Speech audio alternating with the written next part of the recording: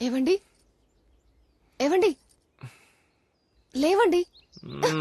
ఏంటి నా పిలిచినా లేవడు. ఏవండి ఏవండి లేవండి. లేండి, అక్కడ మిమ్మల్ని పిలుస్తున్నారు. సుందరి సుందరి నువ్వేనా సుందరి?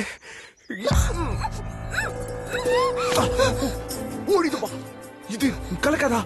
ఓరి సారీ సుందరి, తప్పుగా అనుకోకు. నేను ఇది నిజం కాదు, కళ అనుకున్నాను. Sorry please. మా అమ్మాయి అతను కొట్టడం తప్పేనండి, కానీ అతను చేసింది కూడా తప్పే కదా. అవును సీనయ్య, నేను అదే మాట అడిగాను, కానీ వాడు ఒకటే చెప్పాడు, మీ అమ్మాయిని పెళ్లి చేసుకుంటానని. అందుకే వచ్చాం. నెలకు ₹1,00,000 జీతం, కానీ అమ్మా నాన్న లేని ఒంటరివాడు. అన్నీ నేనే పెంచాను. నేను ఇక్కడికి వచ్చింది ఈ ఊరు సర్పంచ్గా మీకు చెప్పడానికి కాదు, వాడికి ఒక కుటుంబమై మీతో మాట్లాడటానికి వచ్చాం. మీరు చెప్పింది అర్థమవుతుందండి, కానీ ఒక్కగానొక్క కూతురు ఒక్కసారిగా పంపించాలంటే. మీ కూతురు బంగారం సీనయ్య, కాదనను. బంగారాన్ని ఇంట్లో పెట్టుకోండి, ధైర్యం పెరుగుతుంది. పెళ్లిడికి వచ్చిన ఆడపిల్లని ఇంట్లో పెట్టుకుంటే భారం పెరుగుతుంది. ఆయన సిగరెట్లు మందు తాగుతారు. మానేస్తా, పెళ్ళాక అన్ని మానేస్తా. పర్ఫార్మెన్స్ ఏం నమ్మరా? ప్రామిస్ అండి. అబ్బా, ఇంతకన్నా పెద్ద పదం వాడడం నాకు తెలియదండి.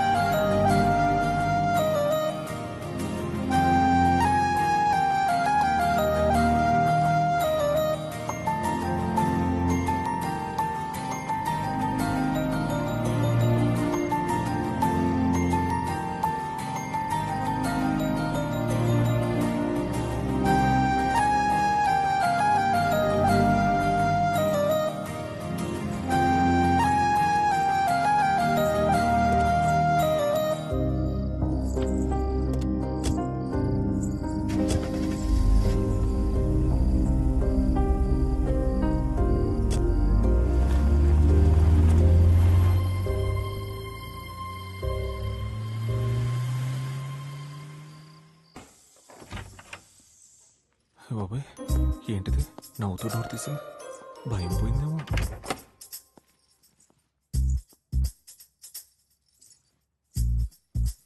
మూడు బానే ఉంది కాబట్టి అడగచ్చు, తప్పలేదు. ఏంటండి ఇక్కడే ఆగారు? బేసిక్గా బ్యాచులర్గా ఉండేటప్పుడు ఒక్కడనే లోపలికి వెళ్ళి కాఫీ పెట్టుకొని తాగేవాడిని. అంటే ఇప్పుడు పెళ్ళైంది కదా, నువ్వు పెట్టిస్తే తాగుదామని ఏదో చిలిపి కోరిక.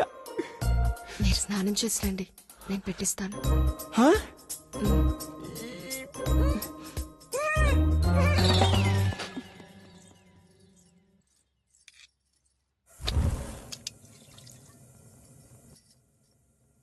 ఇవాళ రాత్రి గ్యారంటీ.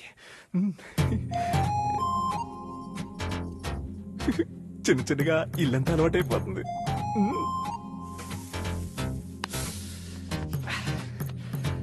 చిచ్చి ఇన్ని రోజులు ఆ బ్యాచులర్ లైఫ్ బతకలాగా చచ్చాను రా బాబు.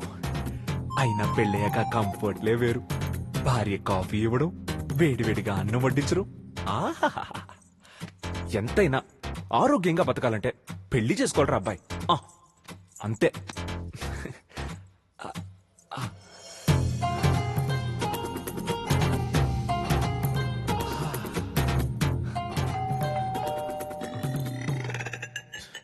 ఈ టైంలో ఎవర్రా?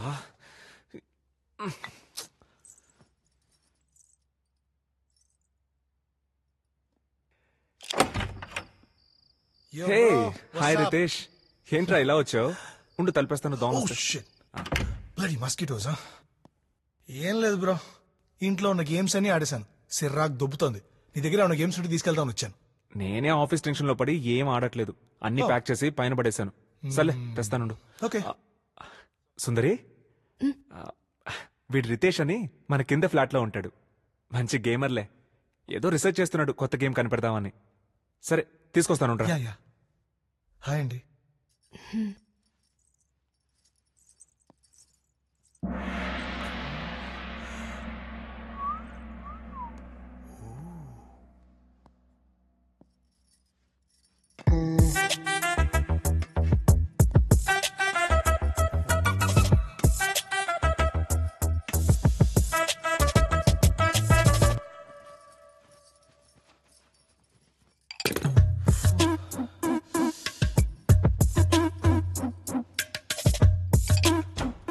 వచ్చేస్తున్నాడు.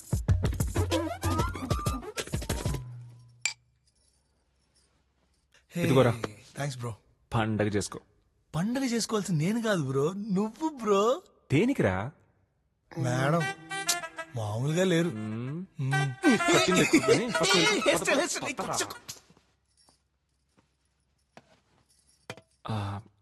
ఇన్ని రోజులు అందరితో ఉండి సడన్ గా ఒక్కదానివే ఉండాలంటే బోర్ కొడుతోంది కదా. సరే రా, సరదాగా టీవీ చూద్దాం. రా.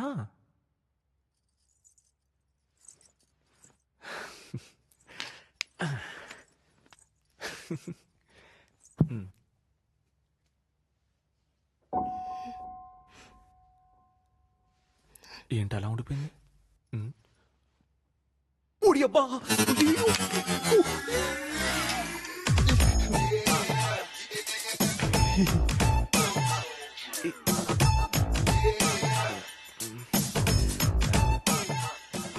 పెన్ డ్రైవ్ తీయడం మర్చిపోయాను. అంటే ఇన్ని రోజులు ఒంటరిగా ఉన్నాను కదా, ఎవ్వను ఎక్కడ కాటేస్తుందేమో అన్న భయంతో అప్పుడప్పుడు ఇలాంటివి చూస్తూ ఉంటాను. ఇంకా మీకు అవసరం లేదు, ఎందుకంటే మీకు పెళ్ళైంది. పెళ్ళయింది.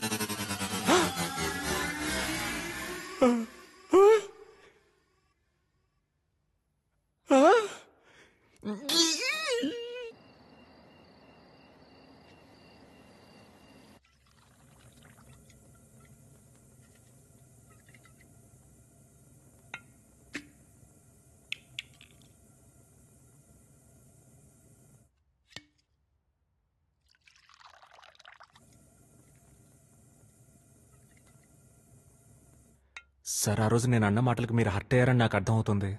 కానీ ఏదో నా భార్య మీద ఉన్న ప్రేమతో అలా మాట్లాడాను. కానీ మీరు అవన్నీ మనసులో పెట్టుకుని నన్ను ఉద్యోగం నుంచి తీసేస్తారనుకోలేదు సార్. ప్రభు, నీ మీద కోపం ఉంటే నువ్వు పిలవంగానే నీ ఇంటికి వచ్చేవాడిని కాదు. ఆ రోజు ఏదో కాంప్లిమెంట్ ఇచ్చాను అంతే. అయినా నీ జాబ్ పోవడానికి నేను కారణం కాదు. ఓ పెద్ద కంపెనీకి నీ కోడింగ్ టెస్టింగ్కి పంపించాం. అక్కడే చిన్న ఎర్రర్ వచ్చింది, అందుకే తీసేశారు.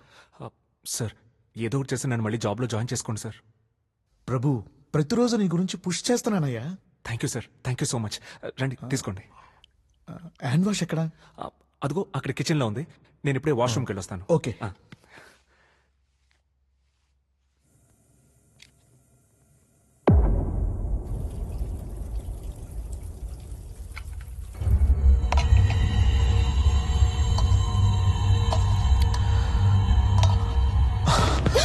ప్లీజ్ సార్, నువ్వు అసలు ఎంత అందం ఉంటావు తెలుసా?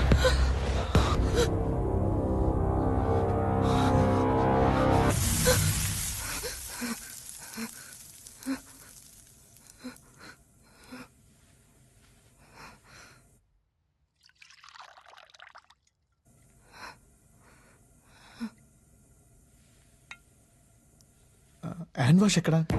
అదిగో అక్కడ కిచెన్ లో ఉంది. నేను ఇప్పుడే వాష్రూమ్ ఓకే. వస్తాను.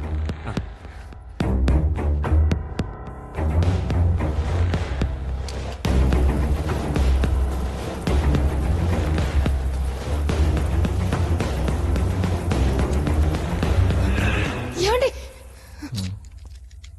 ఏమైంది? ఏంటి నాకు నాకు కొంచెం భయంగా ఉంది. భయం ఏమన్నా మీ ఇంటి పేరానే? ప్రతి దానికి భయపడతావు. మీరు రండి సార్. ఓకే.